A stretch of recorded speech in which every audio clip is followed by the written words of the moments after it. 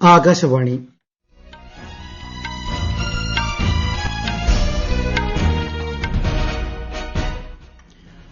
നമസ്കാരം. വാർത്തകൾ വായിക്കുന്നത് അനിൽകുമാർ.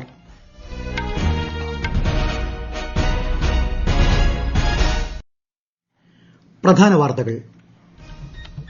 പുതിയ പാർലമെന്റ് മന്ദിരത്തിന് പ്രധാനമന്ത്രി നരേന്ദ്രമോദി ന്യൂഡൽഹിയിൽ തറക്കല്ലിട്ടു. ജനാധിപത്യ ഇന്ത്യയുടെ ചരിത്രത്തിലെ നിർണായക മുഹൂർത്തമാണിതെന്ന് പ്രധാനമന്ത്രി. കർഷകരുടെ താൽപര്യങ്ങൾ സംരക്ഷിക്കുക എന്ന ഉദ്ദേശ്യത്തോടെയാണ് കാർഷിക പരിഷ്കാരങ്ങൾ കൊണ്ടുവന്നതെന്ന് കേന്ദ്ര സർക്കാർ.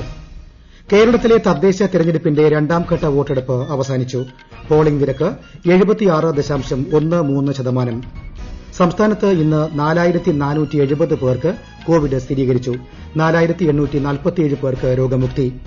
2021 ഹജ്ജ് തീർത്ഥാടനത്തിന് അപേക്ഷ സമർപ്പിക്കാനുള്ള അവസാന തീയതി അടുത്ത മാസം 10 വരെ നീട്ടി. ISLൽ ഇന്ന് ഈസ്റ്റ് ബംഗാൾ ജംഷഡ്പൂർ പോരാട്ടം. വാർത്തകൾ വിശദമായി. പുതിയ പാർലമെന്റ് മന്ദിരത്തിന് പ്രധാനമന്ത്രി നരേന്ദ്രമോദി ന്യൂഡൽഹിയിൽ തറക്കല്ലിട്ടു.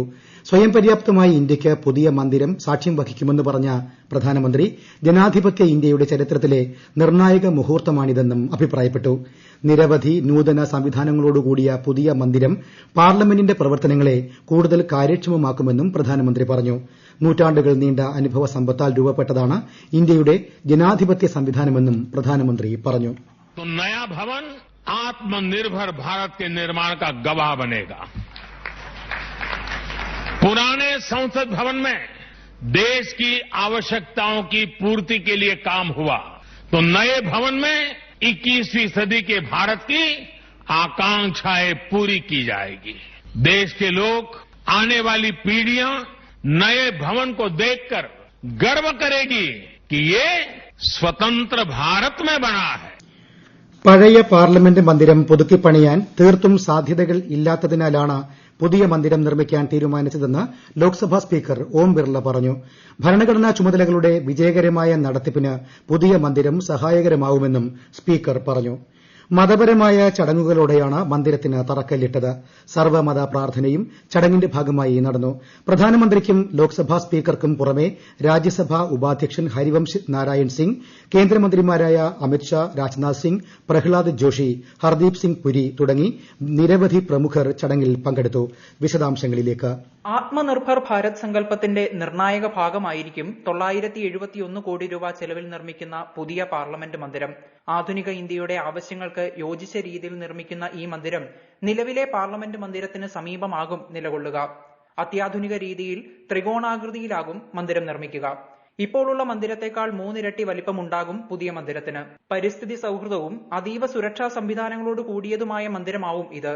പൊതുജനങ്ങൾക്ക് സന്ദർശിക്കാൻ കഴിയുന്ന തരത്തിലുള്ള ബൃഹത്തായ ഭരണഘടനാ ഗ്യാലറിയും പുതിയ മന്ദിരത്തിലുണ്ടാകും. ആധുനിക ദൃശ്യ ശ്രവ്യ സംവിധാനങ്ങളും ഇരിപ്പിട സംവിധാനവും മന്ദിരത്തിൽ സജ്ജീകരിക്കും. പാർലമെന്റ് സമിതികൾക്കും രാഷ്ട്രീയ കക്ഷികൾക്കും വേണ്ടി കൂടുതൽ മുറികളും പുതിയ മന്ദിരത്തിൽ ഒരുക്കും. ഇന്ത്യയുടെ സംസ്കാര വൈവിധ്യത്തെ പ്രതിനിധാനം ചെയ്യുന്ന പ്രാദേശിക കലാവസ്തുക്കൾ പുതിയ മന്ദിരത്തിൽ പ്രദർശിപ്പിക്കും. News desk, Akashvani. പൌരാണിക പാരമ്പര്യങ്ങളുടെയും 21ാം നൂറ്റാണ്ടിലെ അഭിലാഷങ്ങളുടെയും പ്രതീകമായിരിക്കും പുതിയ പാർലമെന്റ് മന്ദിരമെന്ന് ഉപരാഷ്ട്രപതി എം വെങ്കയ്യ നായിഡു. പുതിയ പാർലമെന്റ് മന്ദിരത്തിന് തറക്കല്ലിട്ടതിൽ അതിയായ സന്തോഷമുണ്ടെന്നും അദ്ദേഹം ട്വിറ്ററിൽ കുറിച്ചു. ഇന്ത്യയുടെ പാർലമെന്ററി ചരിത്രത്തിൽ സുവർണ്ണ അക്ഷരങ്ങളിൽ എഴുതേണ്ട ദിവസമാണിതെന്നും ഉപരാഷ്ട്രപതി പറഞ്ഞു. കർഷകരുടെ താൽപര്യങ്ങൾ സംരക്ഷിക്കുക എന്ന ഉദ്ദേശ്യത്തോടെയാണ് കാർഷിക പരിഷ്കാരങ്ങൾ കൊണ്ടുവന്നതെന്ന് കേന്ദ്ര സർക്കാർ. മണ്ഡി സംവിധാനത്തിന്റെ ബന്ധനത്തിൽ നിന്നും കർഷകരെ മോചിപ്പിച്ച് എവിടെയും ആർക്കും സ്വയം തീരുമാനിക്കുന്ന വിലയ്ക്ക് കാർഷികോൽപ്പന്നങ്ങൾ വിൽക്കാൻ സംവിധാനമൊരുക്കാനാണ് സർക്കാർ ആഗ്രഹിക്കുന്നതെന്ന് കേന്ദ്ര കൃഷിമന്ത്രി നരേന്ദ്രസിംഗ് തോമർ മാധ്യമങ്ങളോട് പറഞ്ഞു. കർഷകരുടെ വിമർശനങ്ങളോട് തുറന്ന സമീപനമാണ് സർക്കാർ സ്വീകരിച്ചത്. കുറഞ്ഞ താങ്ങുവില, APMC എന്നിവ സംബന്ധിച്ച ആശങ്കകൾ ദൂരീകരിക്കുന്നതിനും സർക്കാർ ശ്രമിച്ചു. എന്നാൽ സർക്കാരിന്റെ നിർദ്ദേശങ്ങൾ കർഷക നേതാക്കൾ തള്ളിക്കളഞ്ഞതായും നിയമം പിൻവലിക്കണമെന്ന ആവശ്യത്തിൽ ഉറച്ചുനിന്നതായും കൃഷിമന്ത്രി മാധ്യമങ്ങളോട് പറഞ്ഞു. കേരളത്തിലെ തദ്ദേശ തെരഞ്ഞെടുപ്പിന്റെ രണ്ടാംഘട്ട വോട്ടെടുപ്പ് അവസാനിച്ചു. 5 ജില്ലകളിലേക്ക് നടന്ന തെരഞ്ഞെടുപ്പിൽ 76.13% പോളിംഗ് രേഖപ്പെടുത്തിയതായാണ് പ്രാഥമിക കണക്കുകൾ. കോട്ടയത്ത് 73.8%, എറണാകുളത്ത് 76.86%, തൃശൂരിൽ 74.74-ഉം പാലക്കാട് 77.6-ഉം വയനാട്ടിൽ 79.31%-ഉം പോളിംഗ് രേഖപ്പെടുത്തി.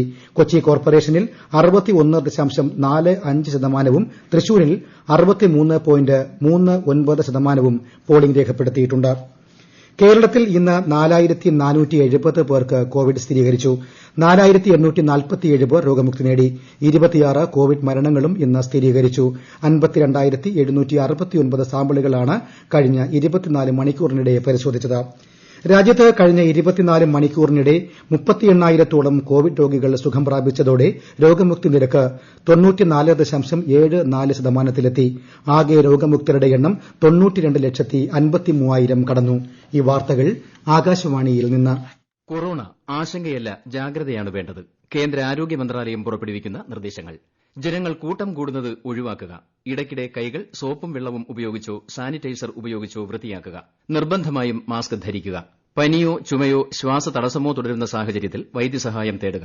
കൊറോണയെ സംബന്ധിച്ച വിവരങ്ങൾക്ക് ആരോഗ്യ മന്ത്രാലയത്തിന്റെ 1075-ലും ദിശയുടെ 1056-ലും ബന്ധപ്പെടാം. പശ്ചിമബംഗാളിൽ വെച്ച് ബിജെപി അധ്യക്ഷൻ ജെ.പി. നദ്ദയുടെ അകമ്പടി വാഹനത്തിന് നേരെയുണ്ടായ ആക്രമണത്തെ കേന്ദ്ര ആഭ്യന്തര മന്ത്രി അമിത്ഷാ അപലപിച്ചു. വിഷയം കേന്ദ്ര സർക്കാർ അതീവ ഗൌരവത്തോടെയാണ് കാണുന്നതെന്ന് അദ്ദേഹം പറഞ്ഞു. തൃണമൂൽ കോൺഗ്രസിന്റെ നേതൃത്വത്തിലുള്ള ഭരണത്തിന് കീഴിൽ പശ്ചിമബംഗാൾ അരാജകത്വത്തിലേക്കും ഇരുട്ടിലേക്കും കടന്നിരിക്കുകയാണെന്നും അദ്ദേഹം ആരോപിച്ചു. 2021-ലെ ഹജ്ജ് തീർത്ഥാടനത്തിന് അപേക്ഷ സമർപ്പിക്കാനുള്ള അവസാന തീയതി അടുത്ത മാസം 10 വരെ നീട്ടിയതായി കേന്ദ്ര ന്യൂനപക്ഷ കാര്യമന്ത്രി മുക്താർ അബ്ബാസ് നഖ്വി. കോവിഡ് സാഹചര്യം കണക്കിലെടുത്താണ് തീരുമാനം. രാജ്യത്തെ ഹജ്ജ് പുറപ്പെടൽ കേന്ദ്രങ്ങളുടെ എണ്ണം 21-ൽ നിന്ന് 10 ആക്കി കുറച്ചതായും ശ്രീ നഖ്വി അറിയിച്ചു. കൊച്ചിയാണ് കേരളത്തിൽ നിന്നുള്ള പുറപ്പെടൽ കേന്ദ്രം. ഇന്ത്യയ്ക്കും നേപ്പാളിനുമിടയിൽ വിമാന സേവനങ്ങൾ എയർ ബബിൾ രീതിയിൽ പുനരാരംഭിക്കാൻ തീരുമാനം. കേന്ദ്ര വിദേശകാര്യ സെക്രട്ടറി ഹർഷവർദ്ധൻ ശൃംഖല അടുത്തിടെ നടത്തിയ നേപ്പാൾ സന്ദർശനത്തിനിടെ വിഷയം ഉന്നയിച്ചതിനെ തുടർന്നാണ് തീരുമാനം. പ്രതിദിനം ഓരോ വിമാനങ്ങൾ വീതമാണ് ഡൽഹിയിൽ നിന്നും കാഠ്മണ്ഡുവിൽ നിന്നുമായി തുടക്കത്തിൽ പുറപ്പെടുക. ജമ്മുകാശ്മീരിലെ ജില്ലാ വികസന കൌൺസിലിലേക്കുള്ള 5ാംഘട്ട വോട്ടെടുപ്പ് ഇന്ന് നടന്നു. രാവിലെ 7 മണിക്ക് ആരംഭിച്ച വോട്ടെടുപ്പ് ഉച്ചയ്ക്ക് 2 മണിയോടെ അവസാനിച്ചു. വിവിധ ജില്ലകളിലായി ഉച്ചയോടെ 43.27% പോളിംഗ് രേഖപ്പെടുത്തിയതായാണ് പ്രാഥമിക റിപ്പോർട്ട്. അസമിൽ ബോഡോ ടെറിട്ടോറിയൽ കൌൺസിലിലേക്കുള്ള അവസാനഘട്ട വോട്ടെടുപ്പ് ഇന്ന് നടന്നു. ചിരങ്ക കൊക്രജാർ ജില്ലകളിലെ 19 സീറ്റുകളിലാണ് വോട്ടെടുപ്പ് നടന്നത്. 79% പോളിംഗ് രേഖപ്പെടുത്തിയതായാണ് പ്രാഥമിക കണക്കുകൾ. ശനിയാഴ്ചയാണ് വോട്ടെണ്ണൽ. ഇന്ന് ലോക മനുഷ്യാവകാശ ദിനം. 1948 ഡിസംബർ 10-നാണ് ഐക്യരാഷ്ട്രസഭ സാർവദേശീയ മനുഷ്യാവകാശ പ്രഖ്യാപനം നടത്തിയത്. തുല്യതയും അന്തസ്സും ലോകമെമ്പാടുമുള്ള മനുഷ്യർക്ക് ഉറപ്പുവരുത്തുകയാണ് ദിനാചരണത്തിന്റെ ലക്ഷ്യം. കോവിഡ് പശ്ചാത്തലത്തിൽ വെർച്വലായാണ് ഇത്തവണ ദിനാചരണം. ISL ഫുട്ബോളിൽ ഈസ്റ്റ് ബംഗാൾ ജംഷഡ്പൂർ എഫ്സിയെ നേരിടുന്നു. ഗോവയിലാണ് മത്സരം പുരോഗമിക്കുന്നത്.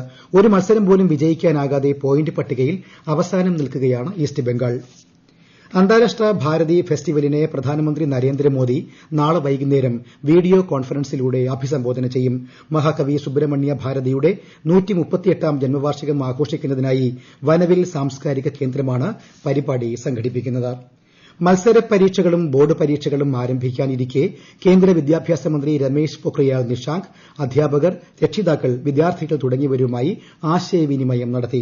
സ്കൂൾ പരീക്ഷകൾ, എൻട്രൻസ് പരീക്ഷകൾ എന്നിവയുമായി ബന്ധപ്പെട്ട വിദ്യാർത്ഥികളുടെ ചോദ്യങ്ങൾക്കും സംശയങ്ങൾക്കും അദ്ദേഹം മറുപടി പറഞ്ഞു. പുതുക്കിയ ദേശീയ വിദ്യാഭ്യാസ നയത്തിന്റെ ബ്രാൻഡ് അംബാസിഡർമാരാണ് വിദ്യാർത്ഥികളെന്നും അദ്ദേഹം പറഞ്ഞു. പ്രധാന വാർത്തകൾ വീണ്ടും.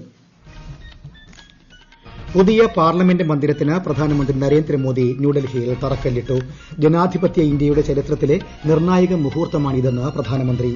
കർഷകരുടെ താൽപര്യങ്ങൾ സംരക്ഷിക്കുക എന്ന ഉദ്ദേശ്യത്തോടെയാണ് കാർഷിക പരിഷ്കാരങ്ങൾ കൊണ്ടുവന്നതെന്ന് കേന്ദ്ര സർക്കാർ. കേരളത്തിലെ തദ്ദേശ തെരഞ്ഞെടുപ്പിന്റെ 2ാംഘട്ട വോട്ടെടുപ്പ് അവസാനിച്ചു.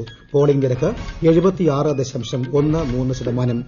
സംസ്ഥാനത്ത് ഇന്ന് 4470 പേർക്ക് കോവിഡ് സ്ഥിരീകരിച്ചു.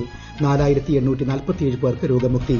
2021-ലെ ഹജ്ജ് തീർത്ഥാടനത്തിന് അപേക്ഷ സമർപ്പിക്കാനുള്ള അവസാന തീയതി അടുത്ത മാസം 10 വരെ നീട്ടി. ISLൽ ഇന്ന് ഈസ്റ്റ് ബംഗാൾ ജംഷഡ്പൂർ പോരാട്ടം. വാർത്തകൾ കഴിഞ്ഞു. ആകാശവാണി വാർത്തകളും വാർത്താധിഷ്ഠിത പരിപാടികളും all India radio news Thiruvananthapuram എന്ന യൂട്യൂബ് ചാനലിൽ ലഭ്യമാണ്. കൂടുതൽ വാർത്തകൾക്കായി @all India radio news Thiruvananthapuram എന്ന ഫേസ്ബുക്ക് പേജും @AERnews_TVM എന്ന ട്വിറ്റർ ഹാൻഡിലും സന്ദർശിക്കാം. അടുത്ത വാർത്താ പ്രക്ഷേപണം രാത്രി 9 മണിക്ക്.